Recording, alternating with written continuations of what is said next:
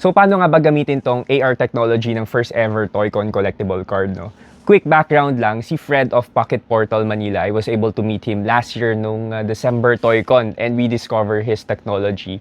And ang galing lang kasi parang nagkaroon ng project na magandang i-incorporate ito sa Toycon collectible card na to. So all you have to do is first get your card and next is enable mo yung NFC setting dun sa phone mo.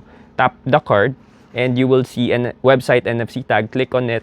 Tapos maglo-load na yung browser mo to enable that feature. Dalawa yung klase ng output na pwede mo makita with this technology. First one is the live broadcast stream ng Toycon Nexus, yung nangyayari sa Toycon itself. At yung pangalawa is the golden ticket, na kung saan pag nakita mo yung golden ticket, it means you've won an instant prize that you can claim sa Secretariat of the Toycon.